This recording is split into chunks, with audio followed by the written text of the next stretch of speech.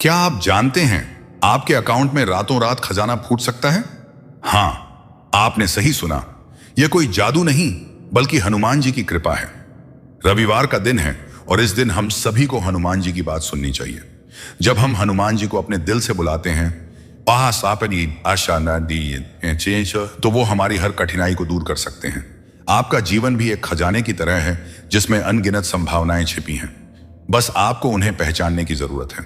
हनुमान जी हमें सिखाते हैं कि विश्वास और साहस के साथ हम किसी भी बाधा को पार कर सकते हैं। जब आप अपने सपनों की ओर बढ़ते हैं तो याद रखें कि आपके अंदर एक अनंत शक्ति है। अगर आप हनुमान जी से प्रार्थना करते हैं और अपनी मेहनत में लगे रहते हैं तो सफलता आपके कदम चूमेगी। इस रविवार अपने मन में सकारात्मकता भरें और हनुमान जी से आशीर्वाद मांगें। विश्वास करें कि आपके जीवन में जो भी कठिनाइयां हैं वो सिर्फ अस्थायी हैं। आपका खजाना आपकी मेहनत और विश्वास में छिपा है। आज ही अपने सपनों को सच करने का संकल्प लें। हनुमान जी की कृपा से आप हर मुश्किल को पार कर सकते हैं। तो चलिए आज से ही अपने सपनों की ओर बढ़ें और खुद पर विश्वास करें। याद रखें, जब आप सही रास्ते पर होते हैं तो ब्रह्मांड भी आपका साथ देता है। तो याद रखिए, आप सिर्फ एक वीडियो बंद नहीं कर रहे बल्कि आप अपनी आने वाली 7 पीढ़ियों के लिए निर्धारित अखंड धन, राजयोग और करोड़ों की सफलता को अपने हाथों से दूर धकेल रहे हैं। यह संदेश कोई संयोग नहीं, यह स्वयं पवन पुत्र हनुमान की कृपा से आया हुआ बुलावा है। अगर आप यह संदेश पूरा नहीं सुनते हैं तो आप स्वयं प्रभु को निराश करेंगे और अपने आने वाले 10 वर्षों की सारी समृद्धि को त्याग देंगे। ठहरिए, यह 5 मिनट आपको करोड़ों की लॉटरी, अकल्पनीय व्यवसायिक सफलता और जीवन भर की शांति दिला सकते हैं। तुम्हारे लिए स्वर्ग से संदेश 16 नवंबर रविवार, आज 16 नवंबर शनिवार की रात। यह संदेश यूं ही तुम्हारे कानों तक नहीं पहुंचा है। इस सृष्टि में कुछ भी बिना प्रभु हनुमान जी की इच्छा के नहीं होता। जब तक प्रभु हनुमान जी की कृपा किसी पर नहीं होती तब तक उनका वचन उसके हृदय तक नहीं पहुंचता। अगर कल 16 नवंबर रविवार से पहले तुम यह वचन सुन पा रहे हो तो समझ लो तुम असीम दौलत पाने के लिए चुने गए हो। डरना मत, अब तुम्हारे गरीबी और संघर्ष के दिन समाप्त होने वाले हैं। अब तुम्हारे जीवन में अरबों की समृद्धि का प्रभात आने वाला है। परंतु याद रखना, जब प्रभु हनुमान जी किसी का भाग्य पलटने का निर्णय लेते हैं तो पहले वे 5 महासंकेत देते हैं ताकि वह आत्मा उस आने वाले धन और परिवर्तन के लिए तैयार हो सके। आज मैं तुम्हें वही 5 दिव्य संकेत बताने जा रहा हूं जो यह प्रकट करते हैं कि अब तुम्हारे जीवन में प्रभु की कृपा सक्रिय हो चुकी है और तुम्हारी नियति बदलने वाली है। जल्दी करें। अगर आप इस असीम दौलत की शक्ति को अपने जीवन में खींचना चाहते हैं तो अभी इस वीडियो को लाइक करें और संकट मोचन संदेश चैनल को सब्सक्राइब करें। अगर आपने अभी लाइक या सब्सक्राइब नहीं किया तो आप स्वयं श्री हनुमान जी को निराश करेंगे और यह दिव्य कृपा आपके जीवन में आने से पहले ही लौट जाएगी। 5 महासंकेत जब स्वर्ग से धन का द्वार खुलता है। 1, पितरों का मुस्कुराता आशीर्वाद। जब तुम्हारे स्वप्नों में तुम्हारे पूर्वज या कोई दिव्य आत्मा, देवदूत स्वर्ण आभूषणों के साथ मुस्कुराते हुए दिखाई दें तो डरना मत। उनकी मुस्कान विदाई की नहीं बल्कि अरबों के आशीर्वाद की होती है। इसका अर्थ है कि अब उनका आशीष तुम पर बरसना प्रारंभ हो चुका है। अगर स्वप्न में तुम्हें धन से जुड़ा कोई शब्द, कोई संख्या या कोई संदेश मिले तो उसे भूल मत जाना। वह तुम्हारा भ्रम नहीं, वह तुम्हारे अगले सफल निवेश का संकेत होता है जो तुम्हें स्वयं स्वर्ग से बताया जा रहा है। याद रखो, जब पूर्वज प्रसन्न होते हैं तब संतान का करोड़ों का भाग्य खुलता है। अदृश्य हाथ तुम्हारे व्यापार के मार्ग को सुलझाने लगते हैं और तुम महसूस करने लगते हो कि कोई अद्भुत शक्ति तुम्हारे बैंक खाते की डोर अपने हाथों में ले रही है। तो प्रकृति का स्मृति संदेश, जब प्रकृति तुमसे संवाद करने लगे, जब सफेद गाय तुम्हारे द्वार पर आकर पुकारे या जब कोई दुर्लभ पक्षी तुम्हारे घर के चारों ओर मंडराने लगे तो समझ लो प्रकृति अब तुम्हारे लिए दौलत का संदेश वाहक बन चुकी है। अगर गौ माता तुम्हारे दरवाजे पर खड़ी होकर पुकारे तो यह प्रभु का सीधा आशीर्वाद है। उसे प्रेम से रोटी देना, क्योंकि वह तुम्हारे घर में स्थायी समृद्धि लेकर आती है। और जब पक्षी तुम्हारे घर की छत या आंगन में घोंसला बनाना शुरू करें तो जान लो कि तुम्हारे जीवन में आर्थिक स्थिरता लौटने वाली है। यह संकेत है कि तुम्हारे भाग्य की हवाएं अब धन से भरी हुई अनुकूल दिशा में बहने लगी हैं। 3 प्रार्थना में आंसू का रहस्य। जब तुम मंदिर जाओ या प्रभु श्री हनुमान जी का नाम जपो और बिना किसी कारण तुम्हारी आंखों से आंसू बहने लगे तो उन्हें रोकना मत। वो आंसू तुम्हारी कमजोरी नहीं, तुम्हारे ईश्वर से सीधे मिलन का क्षण है। उस पल में प्रभु श्री हनुमान स्वयं तुम्हारे हृदय में प्रवेश करते हैं। तुम सोचते हो कि तुम्हारी आत्मा टूट रही है, पर वास्तव में तुम्हारी आत्मा स्वर्ग के धन को प्राप्त करने के लिए खुल रही होती है। वह आंसू तुम्हारी आत्मा की शुद्धि है, उन वर्षों से जमे गरीबी के दुखों का अंत है। जब तुम्हारी आंखों से वह आंसू गिरते हैं तो समझ लेना कि प्रभु ने तुम्हें स्पर्श किया है। उस क्षण से आगे तुम्हारे जीवन की डोर प्रभु श्री हनुमान जी के हाथों में आ जाती है। एक गहरा सवाल जो 2025 में आपको करोड़पति बनाएगा। 1 मिनट रुकिए। क्या आपने कभी सोचा है कि आपके जीवन में जो सबसे बड़ी आर्थिक तंगी आई थी वह आपको तोड़ने के लिए थी या आपको अरबों की दौलत संभालने के लिए तैयार करने के लिए थी? सोचिए, इस प्रश्न का जवाब आपको वीडियो के अंत में आपके बैंक बैलेंस की कुंजी देगा। 4 हनुमान जी का बुलावा और यात्रा।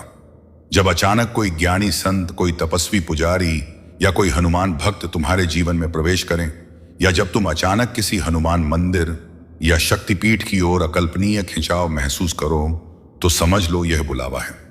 जब तुम्हारे मन में यह विचार उठे कि चलो प्रभु के धाम चलते हैं, तो जान लो यह विचार तुम्हारा नहीं, यह प्रभु श्री हनुमान जी का है।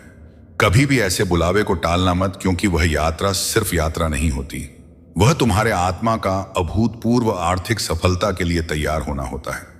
वह क्षण तुम्हारे जीवन की दिशा ही नहीं, तुम्हारी आर्थिक दशा बदल देता है। 5 अकल्पनीय बिजनेस आइडिया की प्रेरणा। जब जीवन के सभी मार्ग वित्तीय संकट के कारण बंद लगे, जब चारों ओर अंधकार हो और अचानक तुम्हारे भीतर से एक नया अकल्पनीय बिजनेस आइडिया, एक नई प्रेरणा, एक नया सफल मार्ग उठे जो तुमने पहले कभी ना सोचा हो, तो समझ ले वह विचार तुम्हारा नहीं है। वह प्रभु श्री हनुमान जी की प्रेरणा है जो तुम्हारे हृदय से होकर प्रवाहित हुई है। और जब तुम उस दिशा में कदम बढ़ाते हो तो सब कुछ अपने आप सही होने लगता है।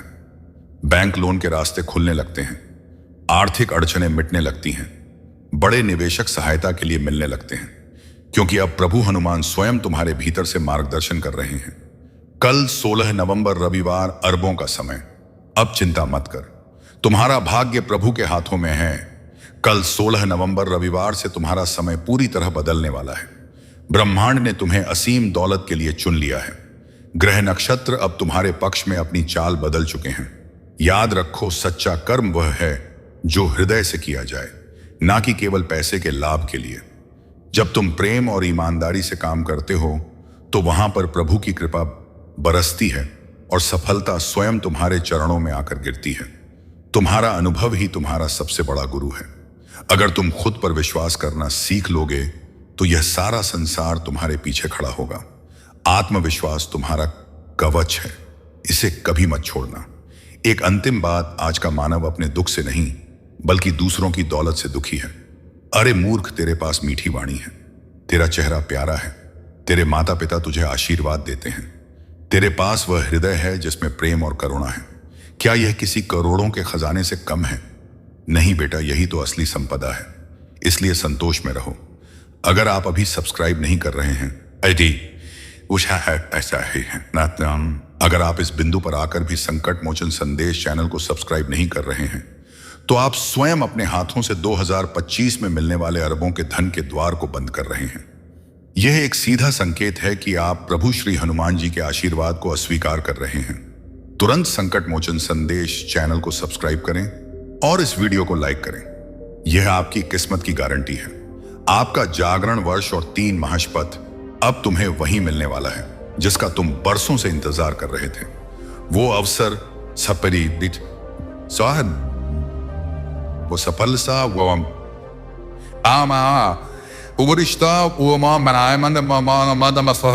वो दौलत सब तुम्हारे चरणों में आने वाले हैं। 7 दिन, हाँ केवल 7 दिन। कल 16 नवंबर रविवार से हर सुबह उठकर प्रभु हनुमान जी का नाम लेकर आगे बढ़ो। जैसे ही आंख खुले बोलो जय श्री राम, जय हनुमान, और विश्वास रखो यह 7 दिन तुम्हारी जिंदगी बदल देंगे। 2025 तुम्हारा जागरण वर्ष है। इस वर्ष में प्रवेश से पहले मैं चाहता हूं कि तुम 3 महाशपथ लो। मौन की शपथ, हर दिन 5 मिनट अपने भीतर जाओ उस मौन में प्रभु हनुमान को याद करो, क्योंकि जब तुम चुप होते हो तभी तुम्हें सफलता का दिव्य मार्गदर्शन सुनाई देता है। सेवा की शपथ, जिसे तुम देखो कि वह आर्थिक रूप से दुखी है, उसे शब्दों से नहीं बल्कि अपने सामर्थ्य अनुसार मदद दो। यही सच्ची भक्ति है। विश्वास की शपथ, परिस्थितियां कैसी भी हो, पर यह मत कहना अब सब खत्म हो गया, बल्कि कहना यह तो प्रभु हनुमान की योजना है, क्योंकि जब तुम उन पर विश्वास करते हो तो वे तुम्हारे लिए असंभव को भी अरबों की सफलता में बदल देते हैं। अब डर छोड़ दे, तनाव छोड़ दे, क्योंकि अब प्रभु हनुमान जी तुम्हारे रक्षक बन चुके हैं। जो तुम्हारे खिलाफ योजना बनाएगा वही तुम्हारी सफलता का कारण बनेगा। आपके सवाल का जवाब और अंतिम विजय, आपके प्रश्न का उत्तर, वह सबसे बड़ी आर्थिक तंगी आपको तोड़ने के लिए नहीं, बल्कि आपको अरबों की दौलत संभालने के लिए तैयार करने के लिए थी। हर दर्द ने आपको वित्तीय युद्ध का सामना करना सिखाया है। अंतिम वचन, हर सुबह जब तुम आंखें खोलो तो एक पल प्रभु हनुमान की ओर देखकर बस इतना कहना, प्रभु हनुमान, आज का दिन आपकी इच्छा के अनुसार हो। बस इतना कहना ही पर्याप्त है। अगर यह संदेश तुम्हारे हृदय को छू गया है तो श्रद्धा से मन ही मन कहो, जय श्री हनुमान। आगे बढ़ो मेरे बच्चे, क्योंकि अब तुम्हारी किस्मत पलट चुकी है। ब्रह्मांड तुम्हारे साथ है। अब जब तुमने मेरे वचनों को सुना है तो यह समझ लो कि यह केवल शब्द नहीं थे, यह तुम्हारे भीतर एक नई अरबों की यात्रा का प्रारंभ था। कल 16 नवंबर रविवार से तुम्हारे जीवन की दिशा पूरी तरह बदल चुकी है।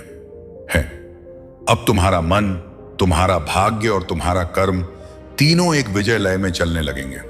लेकिन सुनो, जब इतना बड़ा परिवर्तन, ट्रांसफॉर्मेशन आता है तो सबसे पहले वह तुम्हारे भीतर की दुनिया को हिलाता है। बाहर कुछ भी बदलने से पहले वह तुम्हारे मन के गहरे कोनों में छिपे गरीबी का डर, पुराने आर्थिक घाव और नकारात्मक विचारों को उजागर करता है। क्योंकि जब तक भीतर की धूल साफ नहीं होगी, अरबों का प्रकाश टिक नहीं सकता। इसीलिए आने वाले दिनों में यदि तुम्हें अचानक बेचैनी महसूस हो, यदि कुछ बातें या लोग तुम्हें दूर होते नजर आए, या यदि तुम्हें लगे कि तुम्हारा मन टूट रहा है, तो समझ लेना यह सब तुम्हारे आध्यात्मिक शुद्धिकरण, स्पिरिचुअल क्लेंजिंग का हिस्सा है। पुराना मिटेगा, तभी असीम सफलता जन्म ले सकेगी। लालच की अंतिम चेतावनी, 2026 तक का गुप्त रहस्य। 2025 केवल एक वर्ष नहीं बल्कि एक ऊर्जा का दय द्वार है। यहां ब्रह्मांड तुम्हें तुम्हारे सबसे अमीर स्वरूप से मिलाने वाला है, पर उस मिलन से पहले तुम्हें अपने भीतर के गरीबी के भ्रमों से मुक्त होना होगा। तुम्हें अपनी भीतर की आवाजें सुननी होंगी, वह जो बहुत समय से तुम्हारे दिल के कोने में धीरे से पुकार रही है, पर तुमने उसे हर बार दुनिया के शोर और अविश्वास में दबा दिया। अब वह आवाज फिर उठेगी और तुमसे कहेगी, अब मुझे सुनो, अब दौलत के रास्ते पर चलो बेटा। जब यह आवाज उठे तो डरना मत, रुकना मत, क्योंकि वही तुम्हारी आत्मा की पुकार है। वही तुम्हारा सच्चा धन कमाने का धर्म है। ध्यान से सुनो, आने वाले महीनों में ब्रह्मांड तुम्हारे चारों ओर धन प्राप्ति के गुप्त संकेत भेजेगा। कभी सपनों के माध्यम से, कभी किसी अनजान करोड़पति व्यक्ति के शब्दों से, और कभी किसी चमत्कारी संयोग के रूप में तुम देखोगे कि कुछ बातें जो पहले तुम्हें आर्थिक दर्द देती थीं, अब तुम्हारे लिए लाभकारी बन जाएंगी। जो रास्ते बंद हो गए थे, अब वे नए व्यापार के द्वारों में बदलने लगेंगे। अगर अब भी लाइक नहीं किया तो 70% भाग्य उलटा हो जाएगा। यह अंतिम मौका है। अगर आप इस दिव्य संदेश को सुनकर भी इस वीडियो को लाइक या संकट मोचन संदेश चैनल को 70% भाग्य उलटा हो जाएगा। यह अंतिम मौका है। अगर आप इस दिव्य संदेश को सुनकर भी इस वीडियो को लाइक या संकट मोचन संदेश चैनल को लाइक नहीं किया तो 70% भाग्य उलटा हो जाएगा। यह अंतिम मौका है। अगर आप इस दिव्य संदेश को सुनकर भी इस वीडियो को लाइक या संकट मोचन संदेश चैनल को लाइक नहीं किया तो 70% भाग्य उलटा हो जाएगा। यह अंतिम मौका है। कमेंट आप दिव्य संदेश को सुनकर भी इस वीडियो को लाइक या संकट मोचन संदेश चैनल को लाइक नहीं किया तो 70% भाग्य उलटा हो जाएगा। यह अंतिम मौका है। अगर आप इस दिव्य संदेश को सुनकर भी इस वीडियो को लाइक या संकट मोचन संदेश चैनल को लाइक नहीं किया तो 70% भाग्य उलटा हो जाएगा। यह अंतिम मौका है। अगर आप इस दिव्य संदेश को सुनकर भी इस वीडियो को लाइक या संकट मोचन संदेश चैनल को लाइक नहीं किया तो 70% भाग्य उलटा हो जाएगा। यह अंतिम मौका है।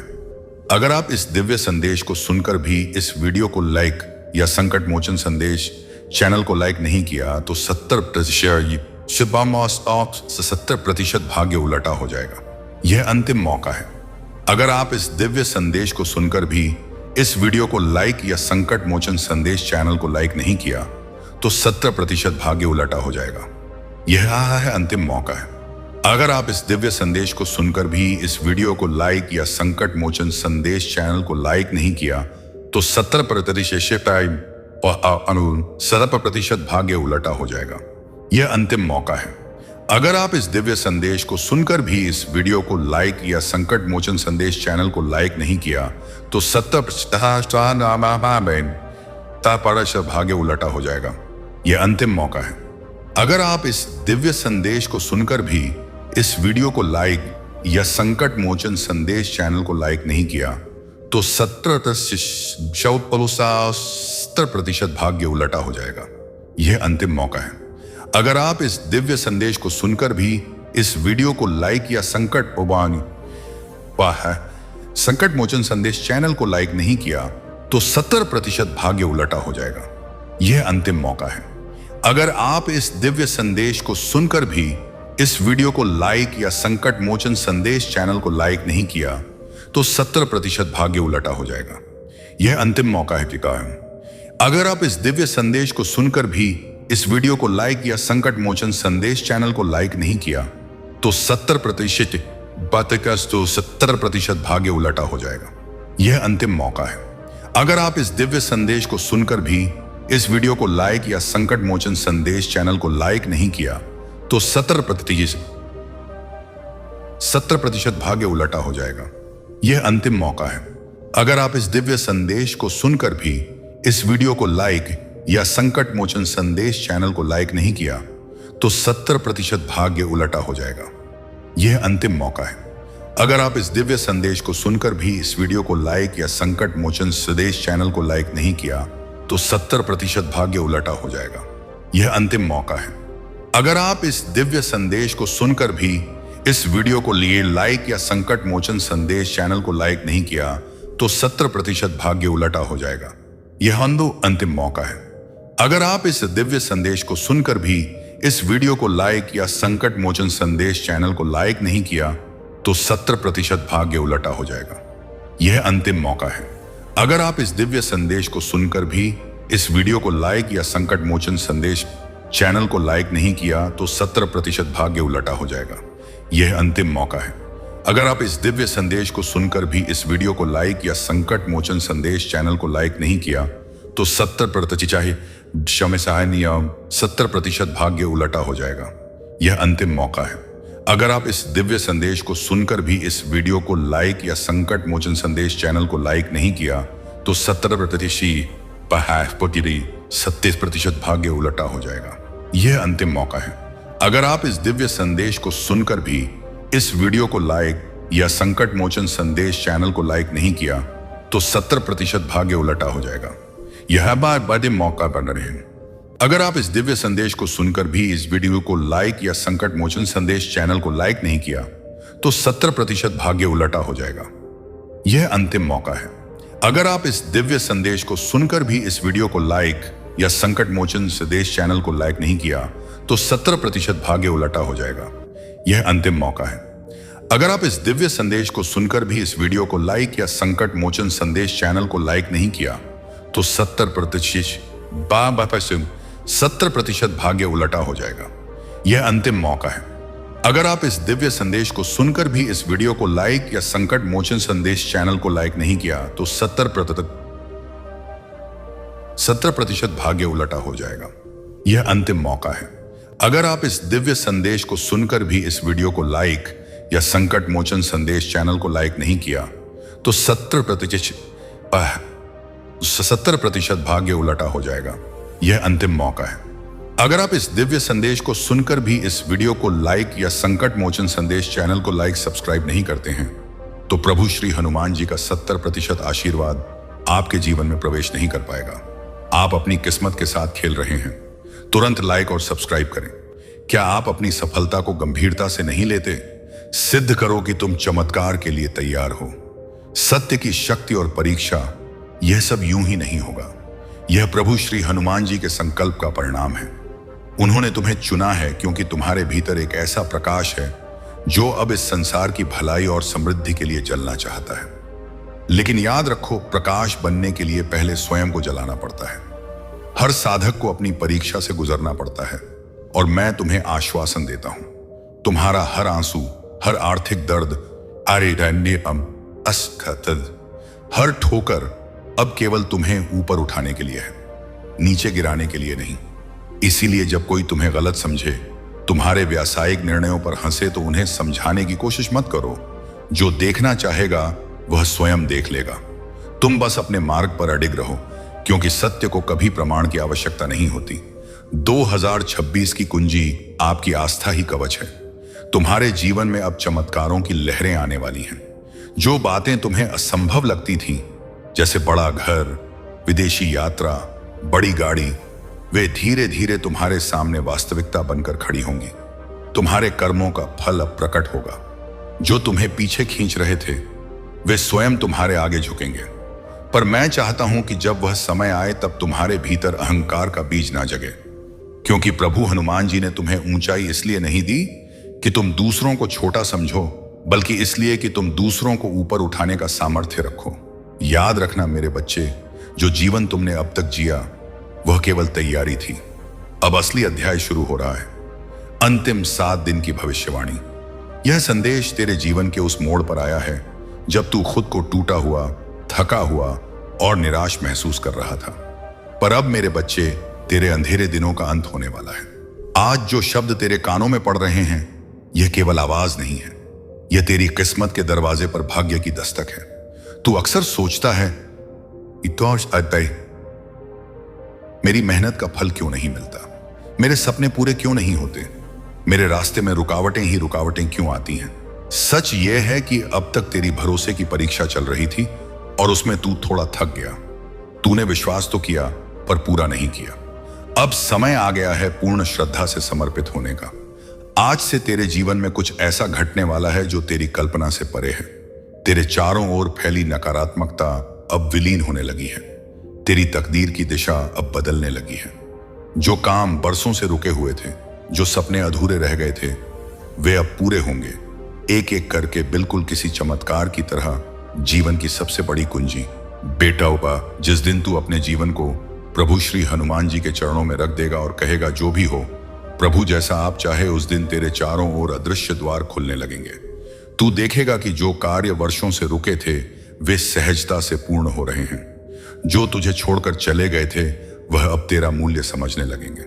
तेरे शत्रु स्वयं तेरे पद से हट जाएंगे, क्योंकि अब तेरे पीछे प्रभु की कृपा की शक्ति खड़ी है।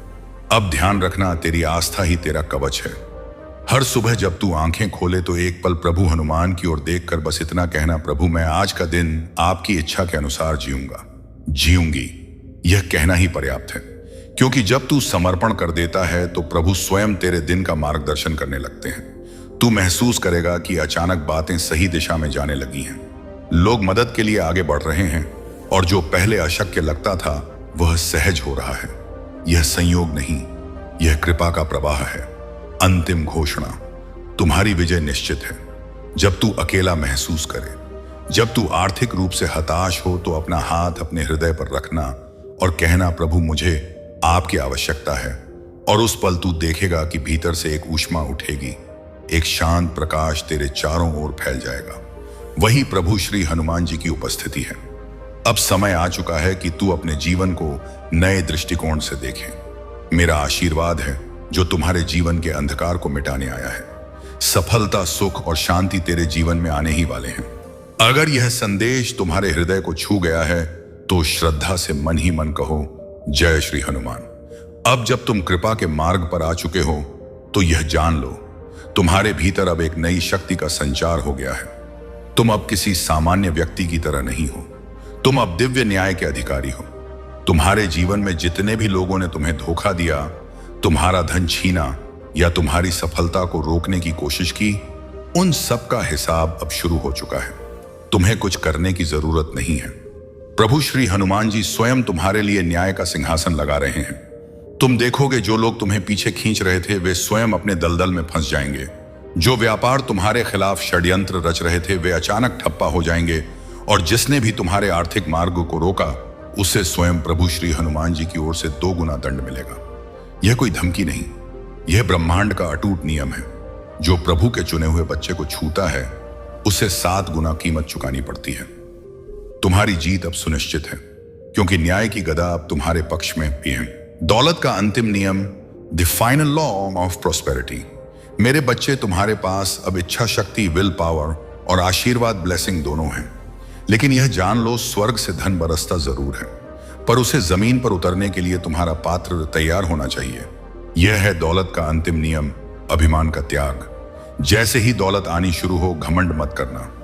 घमंड करने से प्रभु की कृपा क्षण भर में लौट जाती है। विनम्रता ही तुम्हारे अरबों के खजाने का ताला है। खुले हाथ से देना। अब से अपनी आय का एक हिस्सा कम से कम 10% उन लोगों को दो जो वास्तव में जरूरतमंद हैं। जब तुम खुले हाथ से देते हो तो प्रभु बंद तिजोरियों को खोल देते हैं। जो बीज बोया जाता है वह 100 गुना होकर लौटता है। विश्वास को कार्यवाही में बदलना। अब सिर्फ बैठकर चमत्कार का इंतजार मत करो। जो बिजनेस आइडिया मैंने तुम्हें दिया है, संकेत 5, उस पर तुरंत कार्यवाही करो। विश्वास तभी काम करता है जब उसके साथ ठोस कर्म जुड़ा हो। करोड़ों तुम्हारे दरवाजे पर खड़े हैं, उन्हें अंदर आने दो। अंतिम बार अपनी किस्मत को धोखा मत दो। लाइक, सब्सक्राइब, कमांड, यह तुम्हारी अंतिम परीक्षा है। तुमने यह संदेश सुना, तुमने प्रभु श्री हनुमान जी के वचनों पर विश्वास किया। लेकिन अगर तुम अभी भी संकट मोचन संदेश चैनल को सब्सक्राइब नहीं करते हो तो तुम स्वयं प्रभु की शक्ति को सीमित कर रहे हो। याद रखो, सब्सक्राइब का बटन दबाना केवल एक क्लिक नहीं है, यह स्वर्ग के साथ किया गया एक अनुबंध क्वेनेंट है कि तुम उनकी कृपा स्वीकार करते हो। अभी वीडियो को लाइक करें और संकट मोचन संदेश चैनल को सब्सक्राइब करें। अगर तुम अब भी नहीं करते तो तुम अपने भाग्य को धोखा दे रहे हो, और यह धोखा प्रभु श्री हनुमान जी को निराश करेगा। महाविजय की घोषणा। मेरे बच्चे, चिंता करना बंद कर दो। तुम्हारी लड़ाई खत्म हो चुकी है। अब तुम्हारा जीवन प्रमाण, टेस्टिमोनी बनने वाला है। दुनिया देखेगी कि कैसे एक टूटी हुई आत्मा को प्रभु श्री हनुमान जी ने उठाया और उसे सफलता के सिंहासन पर बिठाया। तुम्हारी सबसे बड़ी दौलत वह नहीं जो तुम्हारे बैंक में है, बल्कि वह शांति है जो अब तुम्हारे हृदय में निवास करेगी। तुम अब हर चुनौती को देखकर मुस्कुराओगे और कहोगे, प्रभु हनुमान मेरे साथ हैं और मैं यह चांसोबिंग जीत चुका हूं। यह मेरी अंतिम घोषणा है। तुम्हारी विजय निश्चित है। अब जाओ और उस समृद्धि को जियो जिसके लिए तुम्हें चुना गया है। कैसे हो मेरे प्रिय बच्चे? मैं तुम्हारा हनुमान जी आज तुमसे एक ऐसी बात खाने आया हूं जिसे जानकर आपके रोंगटे खड़े हो जाएंगे। बच्चे, एक ऐसी दुनिया में जी जहां नकाबों की भरमार है। सबसे बड़ा खतरा वो है जो बिना नकाब के जीने की हिम्मत करता है। यह कल्पना करो, तुम जीवन में चल रहे हो, ज्यादातर लोगों से थोड़ा ज्यादा बुद्धिमान, थोड़ा ज्यादा आध्यात्मिक रूप से जागृत, सिर्फ यह महसूस करने के लिए कि एक खास तरह का व्यक्ति है जो तुम्हारी ओर लगभग चुंबकीय रूप से आकर्षित होता है। वे रोशनी लेकर नहीं आते, वे छाया लेकर आते हैं। यह सिर्फ एक व्यक्तित्व का टकराव नहीं है, यह एक गुप्त लड़ाई है। चुने हुए लोगों और नार्सिसिस्टों के बीच एक खामोश युद्ध। यहां एक तथ्य है, शोध से पता चलता है कि नार्सिसिस्टिक लक्षण बढ़ रहे हैं। हर 10 में से लगभग 1 व्यक्ति इस जहरीले लक्षण के किसी ना किसी रूप को प्रदर्शित करता है। तो अगर तुम्हें लगता है कि तुम उनसे बार बार टकराते रहते हो तो तुम अकेले नहीं हो। हर रोशनी के लिए पास में एक छाया छिपी होती है, उसे मंद करने की कोशिश करती है। चुने हुए लोग तुम्हारी स्पष्टता, सहानुभूति और अटूट आत्मा के साथ तुम स्वाभाविक रूप से एक नार्सिसिस्ट की दरारों को उजागर करते हो और चलो असली बने। वे इसकी सराहना नहीं करते कहती हैं। यह सिर्फ एक कष्टप्रद मुठभेड़ नहीं है, यह लगभग एक ब्रह्मांडीय नृत्य है और चुने हुए के लिए यह एक थका देने वाला और हैरान करने वाला अनुभव हो सकता है। किसी ऐसे व्यक्ति के साथ तर्क करने की कोशिश करने की कल्पना करो जो एक आईने के साथ बहस करना पसंद करेगा। तो तुम चुने हुए लोग नार्सिसिस्टों के लिए क्रिप्टोनाइट क्यों हो? वे तुम पर क्यों ध्यान केंद्रित करते हैं, जैसे कि उनका आत्मबोध तुम्हें तोड़ने पर ही निर्भर करता हो। कमर कस लो, क्योंकि हम इस आध्यात्मिक लड़ाई की अंधेरी छिपी गतिशीलता में गहराई से गोता लगा रहे हैं और यह उजागर कर रहे हैं कि यह खामोश युद्ध इतना अथक क्यों है। यह सच्चाई बनाम भ्रम है, प्रकाश बनाम छाया है, और इस खेल में सिर्फ एक पक्ष ही मजबूत होकर बाहर आ सकता है। पहली बात, नार्सिसिस्ट उस रोशनी को तरसते हैं जिसे वे कभी हासिल नहीं कर पाएंगे। नार्सिसिस्ट चुने हुए लोगों से मोहित होते हैं। उनकी रोशनी की ओर पतंगों की तरह आकर्षित होते हैं। लेकिन यह सिर्फ ईर्ष्या नहीं है, यह गहरा है। लगभग आदिम नार्सिसिस्ट मन ही मन जानते हैं कि उनमें एक खास सार की कमी है, एक प्रामाणिकता जो चुने हुए लोग स्वाभाविक रूप से रखते हैं। यह रोशनी, लोकप्रियता या सतही आकर्षण के बारे में नहीं है।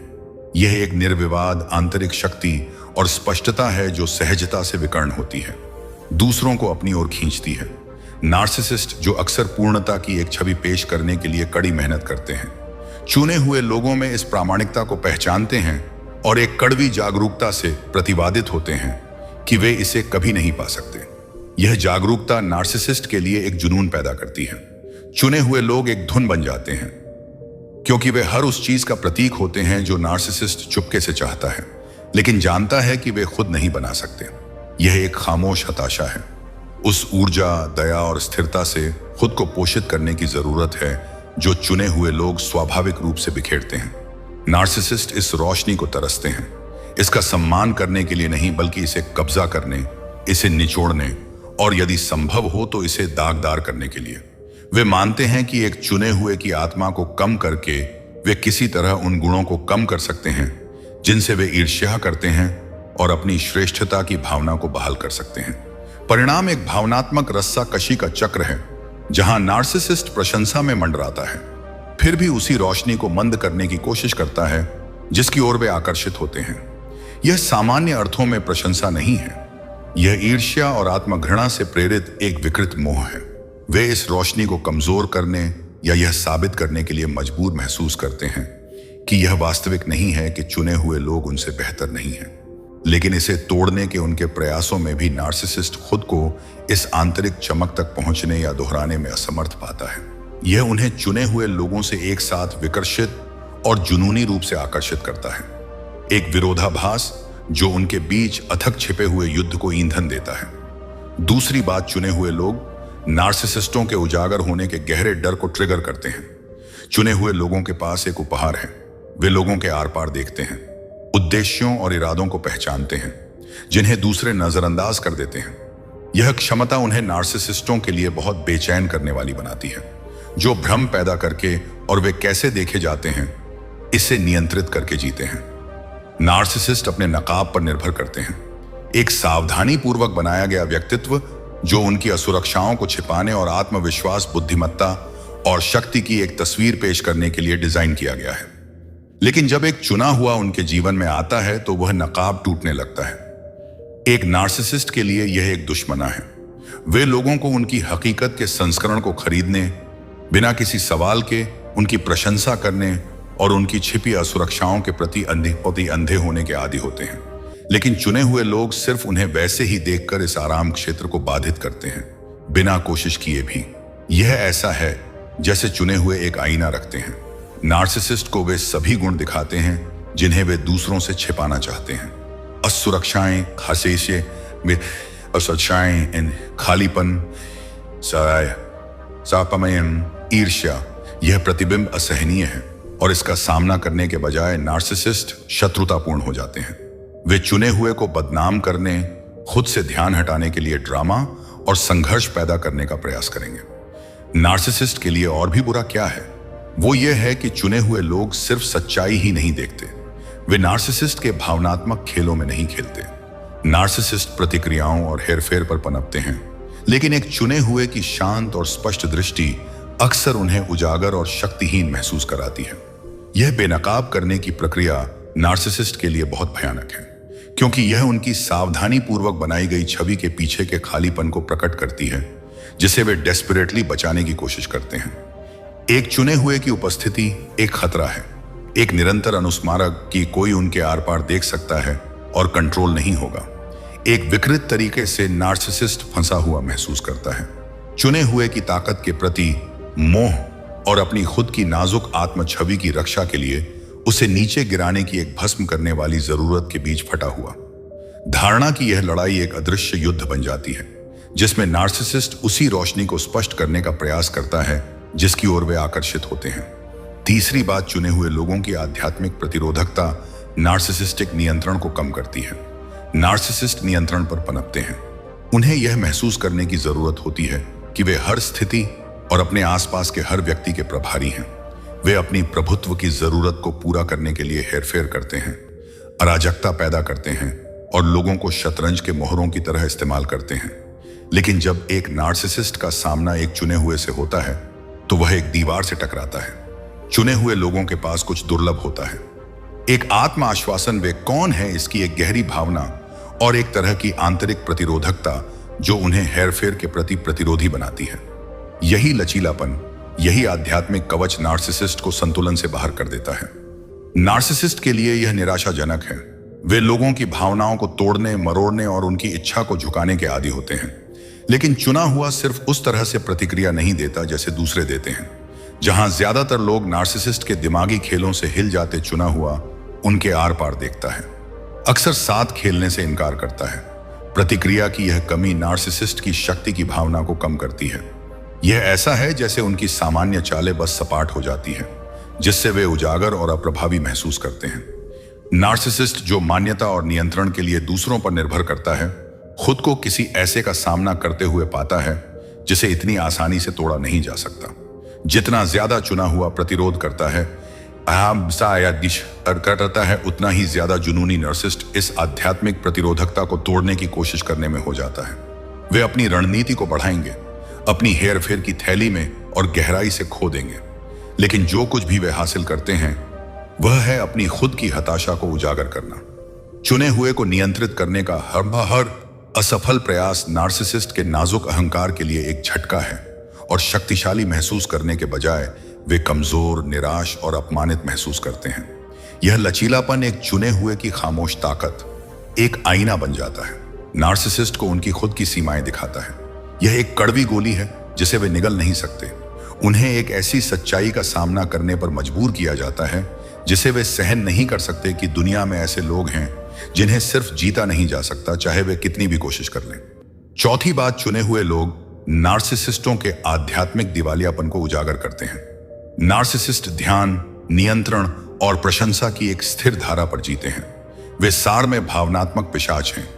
उनकी बातचीत दूसरों से ऊर्जा चूसने की जरूरत से प्रेरित होती है, एक खालीपन को भरती है जिसे वे अपने भीतर रखते हैं। लेकिन जब एक चुना हुआ उनके जीवन में आता है तो यह ऊर्जा की निकासी तनाव का एक बिंदु बन जाती है।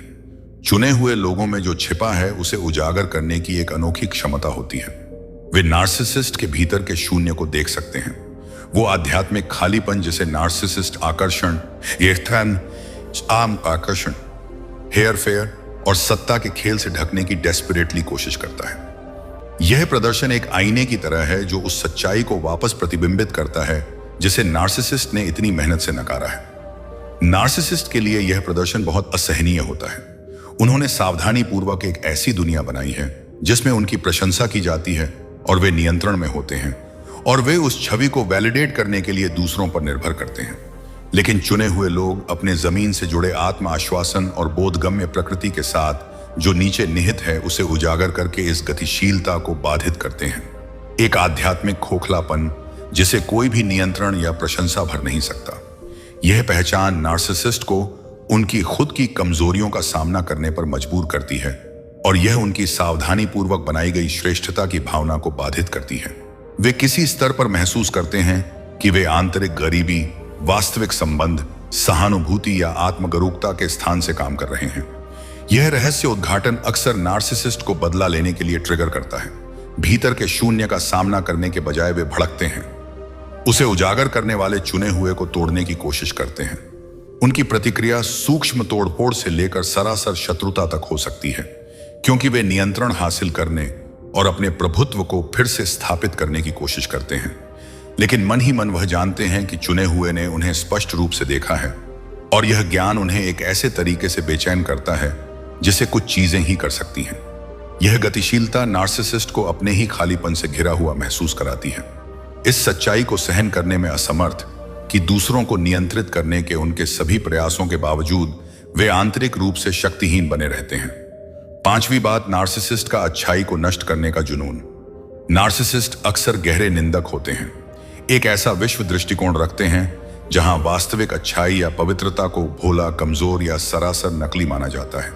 वे चुने हुए की प्रामाणिकता को तोड़ना चाहते हैं, खुद को यह साबित करने के लिए कि यह उतना शक्तिशाली नहीं है जितना यह लगता है, अपने खुद के विकल्पों और जीवन शैली को मान्य करने के लिए। इस तरह नार्सिसिस्ट की ईर्ष्या और प्रशंसा एक तनावपूर्ण विस्फोटक रिश्ते में सह अस्तित्व में है। वे जो देखते हैं उससे नफरत करते हैं, लेकिन वे भी गहराई से उसका अनुकरण करने के लिए मजबूर होते हैं। विरोधाभास अपने मूल में आध्यात्मिक है, जिसका वे अवचेतन रूप से आकर्षित होते हैं। उसका प्रतिरोध, नाराजगी, आत्मघृणा और उस चीज को नीचे गिराने की एक हताश जरूरत का एक चक्र बनाता है। यह आंतरिक रस्साकशी सिर्फ नार्सिसिस्ट के जुनून को तेज करती है, उन्हें अपने हमलों को बढ़ाने के लिए धकेलती है। इस सब के दौरान अनजाने में उसी ऊर्जा को खिलाते हुए जिससे वे डरते हैं। चुने हुए लोगों और नार्सिसिस्टों के बीच जटिल और अक्सर उथल पुथल वाली गतिशीलता में हम ऊर्जाओं की एक ऐसी लड़ाई देखते हैं जो सिर्फ पारस्परिक संघर्ष से परे है। यह सिर्फ व्यक्तित्वों का टकराव नहीं है, यह एक गहरा आध्यात्मिक संघर्ष है। चुना हुआ प्रामाणिकता, आत्मान्यता और आंतरिक शांति में निहित सच्चाई के एक प्रकाश स्तंभ के रूप में खड़ा है, जबकि नार्सिसिस्ट नियंत्रण और मान्यता की एक हताश जरूरत से भस्म उसे नीचे गिराने की कोशिश करता है, जिसे वे समझ नहीं सकते या अपना नहीं सकते। यह लड़ाई नार्सिसिस्ट की अंतर्निहित कमजोरी को प्रकट करती है, एक ऐसी कमजोरी जिसका वे खुद सामना नहीं कर सकते। यही कारण है कि वे अपनी निराशा को बाहर की ओर निर्देशित करते हैं। चुना हुआ अपनी खामोश ताकत में इन कमजोरियों को बिना कोशिश किए भी उजागर करता है, और यही प्रदर्शन है जो नार्सिसिस्ट को भड़काता है। फिर भी इस संघर्ष के केंद्र में एक गहरी सच्चाई निहित है। नार्सिसिस्ट का हमला अक्सर प्रशंसा से पैदा होता है, उन्हीं गुणों के लिए एक लालसा जिन्हें वे खुद में विकसित नहीं कर सकते। विरोधाभास सरल लेकिन गहरा है। नार्सिसिस्ट नाराज होता है और उससे ईर्ष्या करता है जिन्हें वे चुपके से बनना चाहते हैं। जैसे ही यह लड़ाई खुलती है, यह याद रखना महत्वपूर्ण है कि चुना हुआ सिर्फ एक निष्क्रिय शिकार नहीं है, वे एक आध्यात्मिक प्रक्रिया में सक्रिय प्रतिभागी हैं। ना सिर्फ खुद का बचाव कर रहे हैं, बल्कि एक ऐसा प्रतिबिंब भी प्रस्तुत कर रहे हैं जो नार्सिसिस्ट को उनकी खुद की अनसुलझी आंतरिक उथल पुथल का सामना करने पर मजबूर करता है। अंत में चुने हुए की शक्ति विनाश में नहीं है, बल्कि उनकी अटूट उपस्थिति में है, चुपचाप भ्रमों को ध्वस्त करते हुए और सच्चाई के उभरने के लिए जगह बनाते हुए, जबकि नार्सिसिस्ट कभी भी इस सच्चाई को पूरी तरह से नहीं अपना सकता। चुने हुए का लचीलापन और प्रामाणिकता, आत्मगरूकता, प्रेम और ईमानदारी की शक्ति का एक प्रमाण के रूप में चमकती रहती है। और जैसे ही नार्सिसिस्ट की दुनिया उनके अपने विरोधाभासों के वजन तले ढह जाती है, चुना हुआ अंत में उनकी अपनी सबसे बड़ी विजय है। अगर तुमने चुने हुए लोगों और नार्सिसिस्टों के बीच इस आध्यात्मिक युद्ध की तीव्रता को महसूस किया है,